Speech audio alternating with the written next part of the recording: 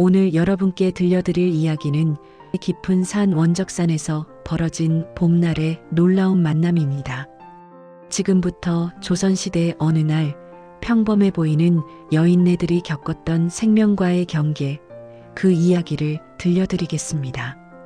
원적산은 깊고 깊은 산이었습니다. 숲이 우거져 햇빛조차 제대로 들지 않는 그곳에는 호랑이가 살았습니다. 호랑이는 조선시대 우리 산의 진정한 왕이었습니다. 하지만 이 호랑이들이 우리 곁을 완전히 떠나간 것은 불과 100년 전의 일입니다. 1921년 경주의 대덕산에서 한반도 마지막 호랑이가 포획되었고 이후로 호랑이는 우리 산에서 역사가 되었습니다. 이제 우리가 알 수 있는 호랑이는 박물관 박제와 예시야기 속에만 존재합니다. 원적산의 이 이야기도 그중 하나입니다. 이것은 호랑이가 정말 우리 산에서 우리 조상들과 같이 살았다는 강력한 증거입니다. 봄이 되면 원적산은 산나물의 천국이 되었습니다. 음력 3월부터 6달 동안 여인네들은 산으로 나갔습니다. 쑥 두릅부터 시작해서 원추리, 취나물, 고비, 혼잎나물, 참나물, 모시대, 잔대, 참치, 곰치, 단풍치까지 봄과 여름의 산나물은 조선의 모든 밥상에 올랐습니다. 이것은 단순한 음식이 아니었습니다. 겨울을 나고 새로운 계절을 맞이하는 생명의 음식이었습니다. 그 봄날입니다. 강화댁과 안산댁, 인천댁을 포함한 여러 명의 여인네들이 원적산의 여러 곳에 흩어져 나무를 뜯고 있었습니다. 각자 큰 무명 보자기를 가지고 산을 헤매며 시간을 보냈습니다. 그러던 중 강화댁이 말했습니다. 나는 왜 봄이 되면 몸이 나른하고 괜히 가슴이 울렁거리는지 몰라. 강화댁보다 나이가 비슷한 여인이 대답했습니다. 나도 그래. 괜히 밖으로 나가고 싶어지거든. 그들보다 나이가 많은 인천댁이 웃으며 말했습니다. 이 여편네들이 봄을 타는군. 그래서 봄바람을 맞고 싶어서 남을 핑계대고 나온 거군. 하긴 옛날부터 봄은 여인네들의 계절이고 가을은 남정네들의 계절이라고 했으니까. 강화댁이 다시 물었습니다. 그럼 남정네들은 가을에 마음이 싱숭생숭해서 밖으로 나가고 싶은 걸까요? 인천댁이 대답했습니다. 그렇지. 강화댁이 웃음기 어린 목소리로 말했습니다. 그랬구나. 그래서 남편이 주막거리 얼굴 반반한 기생년 집에 가고 싶어 안달을 한 거로구나. 여자들은 웃음을 터뜨렸습니다. 고사치나 우물가에서는 나눌 수 없는 솔직한 말들이었습니다. 아내로서, 어머니로서의 일상을 벗어나 잠깐이나마 자신들의 진심을 나눌 수 있는 시간이었습니다. 나무를 뜯으며 웃고 수다를 떨며 시간이 빠르게 지나갔습니다. 그러던 중 일행에서 조금 떨어진 안산댁이 큰 소리로 외쳤습니다. 이리들 와봐요.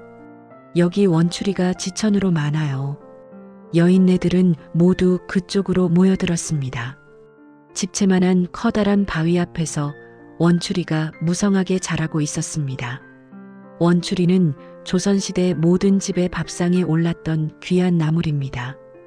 특히 남편들이 가장 좋아하는 나물이었습니다. 여인들은 기쁜 마음으로 한껏 뜯었습니다. 우리 낭군이 좋아하는 나물이 이렇게나 많네. 아이 좋아라. 누군가가 덧붙였습니다. 원추리 안 좋아하는 사람이 어디 있을까? 괜히 금슬 좋다고 자랑하고 싶은 거지. 여인들의 나물 보자기가 점점 무거워졌습니다. 머리에 이고 가기 어려울 정도로 나무를 많이 뜯은 상태였습니다. 대부분의 여인들이 이제 산을 내려가야겠다고 생각하기 시작했습니다. 그 순간입니다. 누군가가 낮은 목소리로 말했습니다. 여기 낮은 굴이 있어요. 눈에 띄지 않는 곳에 이런 굴이 있네. 호기심이 발동했습니다. 조선시대 여인네들의 세상은 매우 좁았습니다. 그래서 산속에서 발견하는 자연의 신비는 큰 매력이었습니다. 여인네들은 그 굴 쪽으로 다가갔습니다. 어둠 속에서 무언가가 꿈틀거리고 있었습니다. 누군가가 속삭였습니다. 뭔가가 있어요. 움직여요. 여인네들은 굴의 입구에 몸을 낮추고 목을 길게 빼서 안쪽을 들여다보기 시작했습니다. 어둠 속에서 형태가 드러났습니다. 얼룩덜룩한 털을 가진 작은 생명체들입니다. 새끼들이었습니다. 그들은 서로 뒤엉켜 따뜻하게 몸을 맞대고 자고 있었습니다. 그 순간입니다. 누군가가 놀라서 외쳤습니다. 저건 호랑이 새끼야. 여긴 호랑이 굴이라고. 모든 것이 한순간에 멈췄습니다.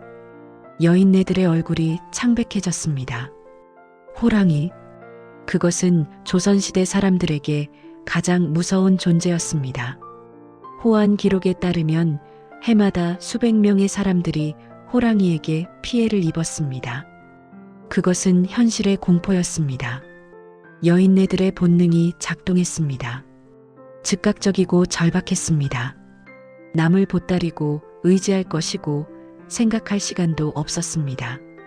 오직 살아야 한다는 한 가지 본능만 있었습니다. 각자 손에 쥐고 있던 나물 보자기를 던졌습니다. 떨어지는 나물들을 돌아볼 겨를도 없었습니다. 여인네들은 온 힘을 다해 내달리기 시작했습니다. 그 순간입니다. 산 전체가 울리는 듯한 엄청난 울음이 터져 나왔습니다. 어흥! 호랑이의 울음이었습니다. 그것은 새끼를 위협하는 자들에 대한 경고였고 어미 호랑이의 분노였습니다. 수풀이 흔들렸습니다. 회색과 황금색이 섞인 거대한 몸뚱이가 나타났습니다. 황소만한 크기의 호랑이였습니다. 조선시대 호랑이들은 엄청나게 컸습니다. 근현대 기록을 보면 몸길이 180cm가 넘는 호랑이들이 많았습니다. 이것은 호랑이들이 얼마나 강력했는지를 보여줍니다. 여인네들은 비명을 질렀습니다. 아이구머니나, 사람 살려요. 목청껏 외쳤습니다. 가는 콩알만큼 작아졌습니다. 누군가의 치마가 벗겨졌습니다. 누군가의 발이 비틀렸습니다. 그럼에도 불구하고 그들은 계속 달렸습니다.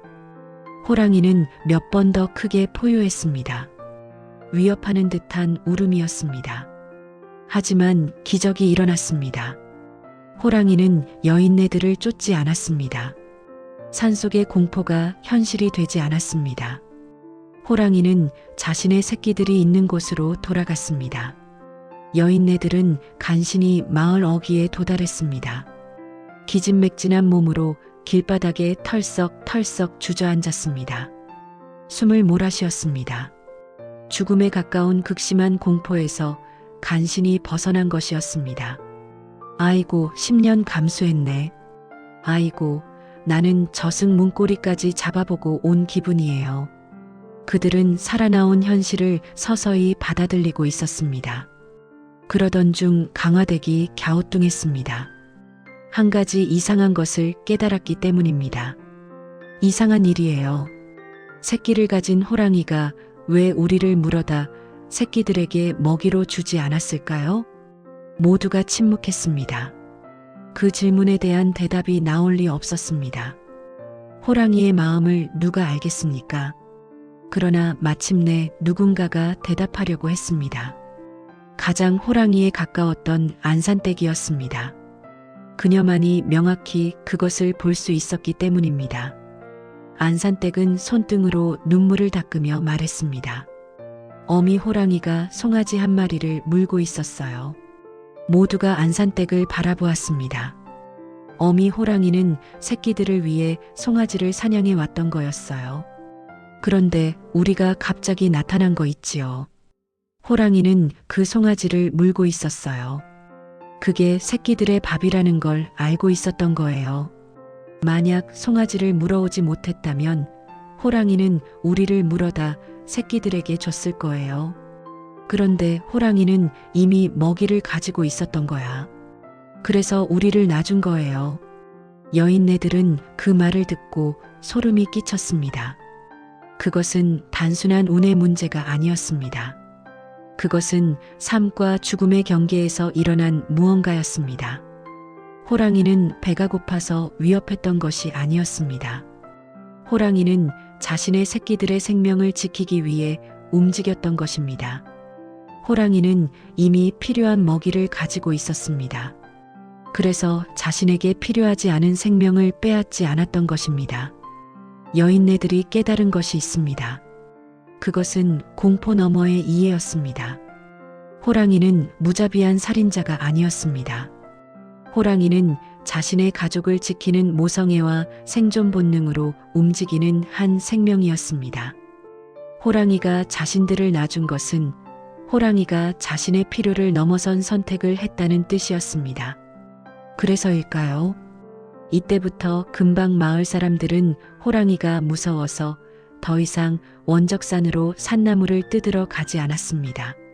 마을 사람들은 호랑이 모녀의 공간을 존중하기로 한 것 같습니다. 그리고 새끼 호랑이들이 있었던 원적산의 바위를 사람들은 범바위라고 부르기 시작했습니다.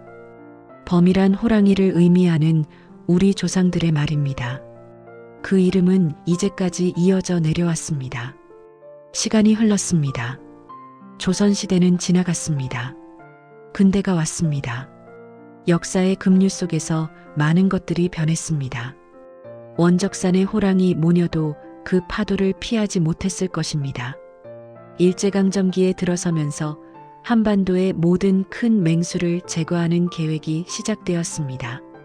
그들은 이것을 해수구제라는 이름으로 불렀습니다.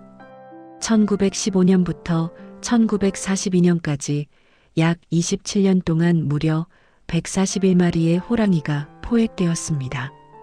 그리고 남한 지역에서의 마지막 호랑이는 1921년 경주의 대덕산에서 사살되었습니다. 우리나라의 호랑이는 이렇게 지구 위에서 사라졌습니다. 불과 100년 전까지 한반도의 산을 지배했던 맹수는 이제 역사가 되었습니다. 그들은 박물관의 박제와 옛 이야기 속에서만 살아있습니다. 조선시대만 해도 한반도 전역에 약 500마리에서 1000마리의 호랑이가 살고 있었다고 합니다. 지난 한 세기는 한반도의 생태계에 얼마나 큰 변화를 가져왔는지 알 수 있습니다. 그렇지만 원적산의 이야기는 여전히 살아 있습니다. 범바위는 지금까지 원적산에 남아 있습니다. 그것은 단순한 바위가 아닙니다. 그것은 조선시대 호랑이와 인간이 만났던 자리의 증거입니다. 그것은 한반도에서 호랑이가 정말로 살았다는 것의 증거입니다. 지금도 봄이 오면 원적산에는 누군가 산나물을 뜯으러 갑니다. 더 이상 호랑이는 없지만 범바위는 그곳에 있습니다. 그 바위를 보는 사람들은 무엇을 생각할까요? 아마도 그들은 호랑이를 생각할 것입니다. 호랑이가 살던 시대를 생각할 것입니다. 혹시 여러분도 지금 마음 한구석에 무언가를 지키려고 노력하고 있지는 않으신가요? 사랑하는 누군가를 지키려고 혹은 지키고 싶은 무언가를 말입니다. 그렇다면 언젠가 기회가 된다면 원적산을 찾아 범바위 앞에 서보시기 바랍니다. 그곳에서 여러분은 호랑이 어미의 심정을 느껴볼 수 있을 것입니다. 자신의 자식을 지키려고 필사적으로 행동하는 모성애의 힘을 말입니다. 그곳에서 여러분은 왜 무언가를 지키려고 하는지를 깨달을 수 있을 것입니다. 그것은 호랑이이든 인간이든 모든 생명이 가진 기본적인 본능입니다. 자신의 가족을 지키려고 하는 그 마음. 조선시대의 그 봄날부터 오늘까지 호랑이, 어미와 새끼들의 생명을 지키려는 노력의 이야기는 계속됩니다. 범바위 위에서 호랑이는 아직도 자신의 가족을 지키고 있습니다. 기억 속에서, 이야기 속에서 호랑이는 여전히 살아있습니다. 그 증언은 계속될 것입니다. 시간이 흐르고 역사가 바뀌어도 그 사랑의 증언은 멈추지 않을 것입니다. 지금 우리 곁에는 호랑이가 없습니다. 하지만 호랑이를 기억하는 우리의 마음이 있습니다. 호랑이가 지키려 했던 것들을 우리도 지키려는 마음이 있습니다. 이 이야기는 바로 그것을 말하고 있습니다. 우리 모두가 그 호랑이처럼 필사적으로 무언가를 지키려고 애쓰는 생명이라는 것을 말하고 있습니다. 그리고 그렇기에 우리는 또 다른 생명을 존중하고 이해해야 한다는 것을 말하고 있습니다.